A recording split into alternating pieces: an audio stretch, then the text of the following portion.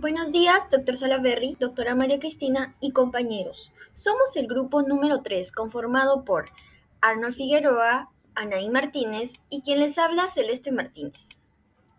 La historia de la medicina es también la historia del ser humano y por un lado tenemos avances donde se han salvado millones de vidas, pero por otro lado capítulos oscuros donde la dignidad fue olvidada.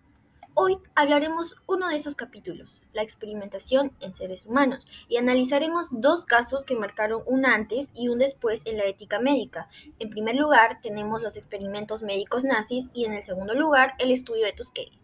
Ahora, ¿por qué es importante hablar y conocer esta época? Porque es necesario también conocer lo que ocurrió en el pasado, porque de esta manera podemos entender cómo se evaluó en su tiempo en lo jurídico y en lo social, sobre todo porque solo mirando al pasado podemos aprender lecciones éticas para el presente y para el futuro. Y como decía Hipócrates, lo primero es no hacer daño, y esta idea será central para que guíe nuestra presentación. Para cerrar esta breve introducción, quiero citar al filósofo Hans Jonas, que resume perfectamente lo que veremos hoy, donde nos dice que la ciencia debe ser para el hombre y no el hombre para la ciencia. Ahora veremos un poco y hablaremos sobre la medicina nazi, con un pequeño contexto histórico. Entre los años 1933 y 1945, durante el régimen de Hitler, la medicina se convirtió en una herramienta de ideología, donde los nazis promovían la eutanasia, es decir, que eliminaban a quienes consideraban indeseables. El historiador Robert Proctor llamó a esto la medicalización del exterminio. Ahora veremos los tipos de experimentos, donde en los campos de concentración miles de prisioneros fueron sometidos a experimentos crueles sin su consentimiento, y algunos de estos ejemplos son la hipotermia, donde los prisioneros eran sumergidos en agua helada o expuestos al frío extremo hasta morir. Todo esto para probar trajes de pilotos alemanes. Más de 300 personas se murieron en este tipo de experimento. En segundo lugar, tenemos altitudes extremas, donde en cámaras de presión se simulaba la falta de oxígeno y muchas personas murieron con los pulmones reventados o con daños cerebrales irreversibles. En tercer lugar, tenemos la esterilización masiva, donde se buscaba eliminar poblaciones enteras con rayos X, químicos o cirugías. En cuarto y último lugar tenemos a Mengele y los gemelos, donde Joseph Mengele, conocido como el ángel de la muerte, realizaba experimentos con niños gemelos y a estos se les inyectaba sustancias desconocidas, también transfusiones cruzadas de sangre, operaciones sin anestesia y la mayoría no sobrevivía a estos experimentos. Ahora, vamos a hablar sobre las consecuencias jurídicas y sociales. Tras la guerra, en los juicios de Nuremberg, habían 23 médicos nazis donde fueron procesados, pero solamente 7 de estos fueron condenados a muerte y otros a largas penas de prisión. Desde allí nació el Código de Nuremberg en el año 1947, que nos dice que el primer documento internacional de la ética médica, y su principio más importante fue claro: el consentimiento voluntario del sujeto humano es absolutamente esencial. Un dato llamativo ante esto es que algunos resultados de estos experimentos, como los de hipotermia o fisiología de altitudes, todavía aparecen en manuales médicos, pero hoy la comunidad científica rechaza su uso porque nacieron del sufrimiento y de la barbarie. Ante esto, se abre un debate ético muy pero muy fuerte. ¿Se puede usar conocimiento que nació del dolor humano? Ante esto, mi grupo y yo tenemos una reflexión final. Los experimentos médicos nazis son una advertencia brutal de lo que pasa cuando la ciencia se separa de la ética, como dijo la bioticista Ruth MacLean. La medicina sin respeto por la dignidad humana deja de ser medicina y se convierte en barbarie. Hoy, gracias a ese pasado oscuro, podemos entender que la ciencia debe estar siempre al servicio de la vida y nunca al servicio del poder. Imaginemos por unos momentos a cientos de hombres pobres, enfermos y vulnerables. Ellos confiaron en el sistema de salud, pero en lugar de recibir ayuda, fueron engañados. A propósito, se les negó tratamiento solo para poder observar cómo la enfermedad avanzaba y destruía sus cuerpos lentamente. Eso no pasó en la Edad Media, ni mucho menos en un país lejano. Pasó en Estados Unidos, en pleno siglo XX. Se le conoce como el estudio de Tuskegee y muchos especialistas lo llaman el mayor crimen ético en la historia de la medicina en los Estados Unidos. Ahora veremos un contexto histórico.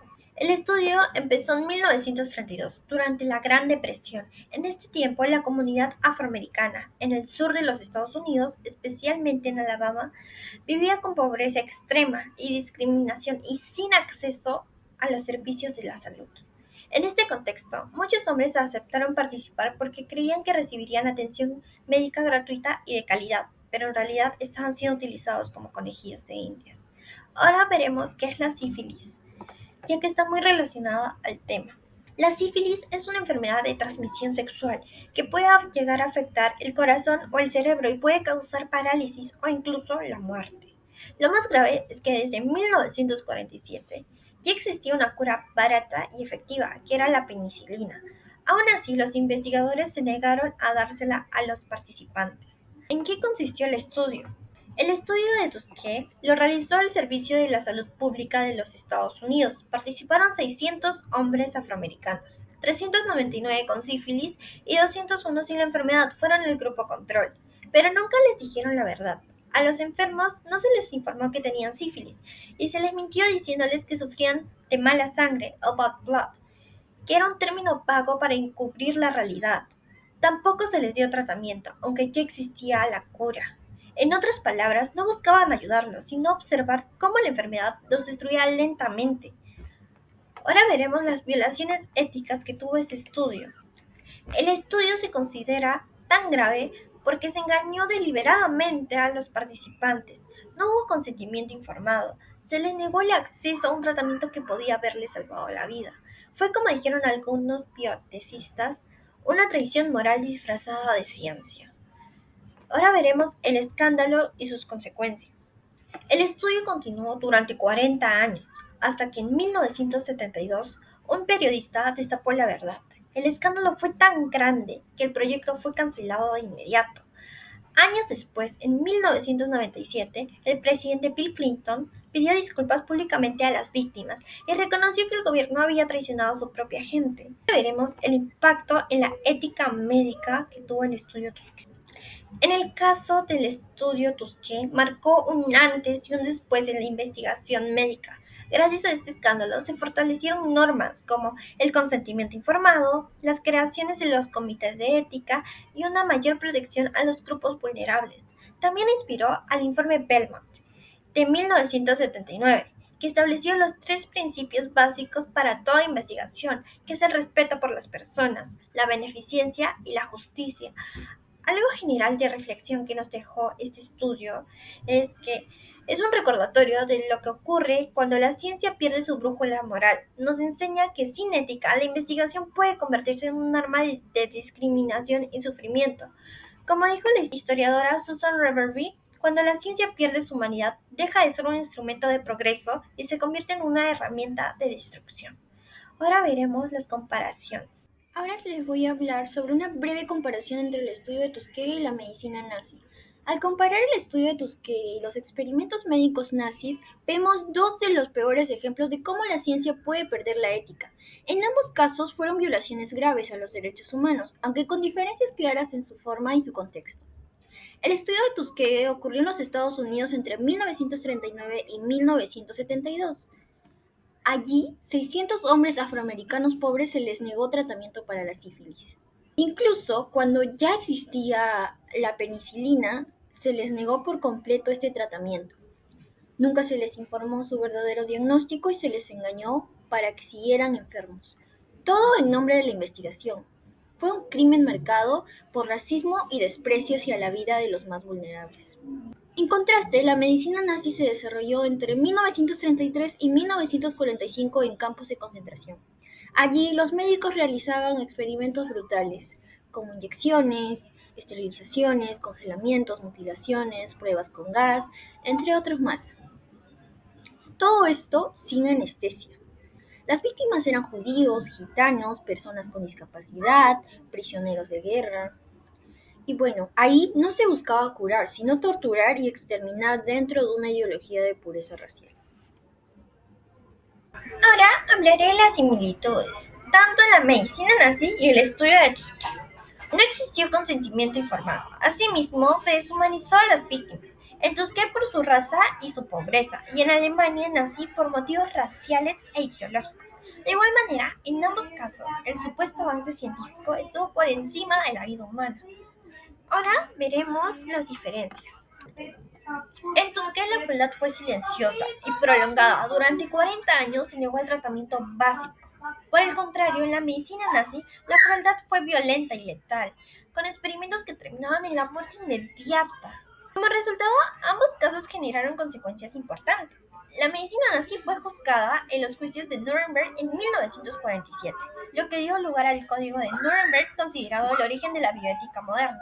Por su parte, el escándalo de Tuskegee llevó años después al informe Belmont en 1979, que establecía principios como el respeto por las personas, la justicia y la beneficencia, las cuales rigen hoy en toda investigación científica. Como dijo Susan Reverby, la historia de Tuskegee no trataba solo del racismo, sino de lo que ocurre cuando olvidamos ver al otro como humano. Ahora mi compañero pasará a decir las conclusiones y lecciones que hemos aprendido de este tema. Conclusiones finales. Ciencia sin ética, historia sin justicia. Al analizar el estudio de Tuskegee y los experimentos médicos nazis, llegamos a una conclusión clara pero incómoda. La ciencia sin ética puede convertirse en un arma contra la dignidad humana. En ambos casos, el conocimiento no fue usado para sanar, sino para controlar, discriminar y, en el caso de los nazis, exterminar. Los límites morales se rompieron, reduciendo a las personas como objetos de estudio. Como advirtió José Ortega en el pasado, la deshumanización es el precio cuando la técnica se separa de la conciencia moral. En Tuskegee, durante 40 años, se dejó sufrir a hombres negros, pobres, aún existiendo la cura. Fue un crimen marcado por racismo, desprecio por la vida y en la medicina nazi pasaron de ser sanadores los médicos a ser torturadores en nombre de una ideología perversa. Estos hechos marcaron los crímenes científicos y nos hacen ver que no siempre llega la violencia de manera visible, sino a veces se esconde debajo las batas blancas, informes, estadísticas. Como dijo Bauman, el error no es un fracaso de la civilización, es su producto cuando pierde la brújula de la ética. Algunas consecuencias hasta hoy son que las huellas siguen presentes. Tuskegee dejó una profunda desconfianza hacia el sistema de salud en comunidades afrodescendientes. Desconfían que aún tal vez haya una influencia médica del pasado y que los crímenes nazis a su vez también marcaron la creación de estos códigos internacionales que hoy en día son los que nos recuerdan que la ética no es opcional, sino es esencial.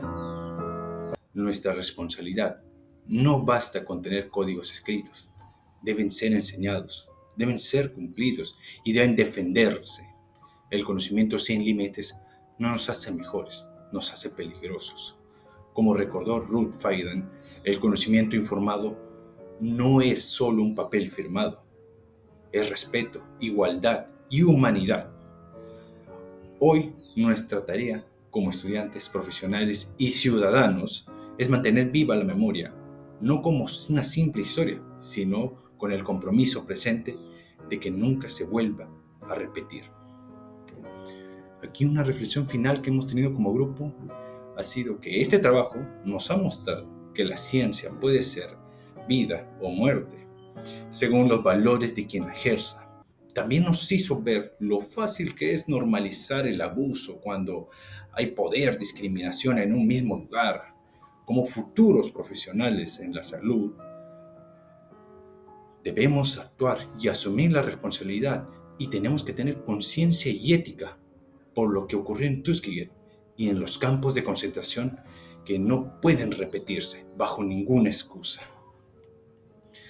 Una pequeña frase grupal que hemos tenido aquí para concluir la exposición ha sido que la ciencia sin ética puede curar enfermedades, pero también puede enfermar a la humanidad. El verdadero avance está en cómo elegimos usarla.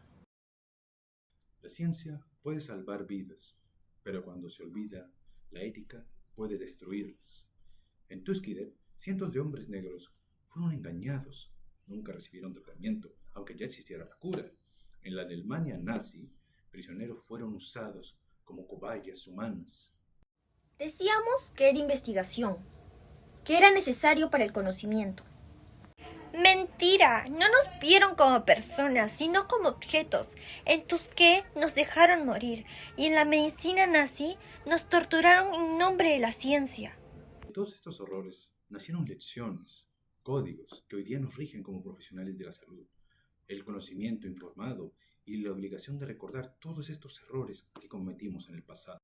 Hablo por los que no pueden, para que nunca más se vuelva a repetir. La ciencia cinética no es progreso, es barbarie. Recordemos siempre, la ciencia cinética puede curar, pero también puede enfermar a la humanidad.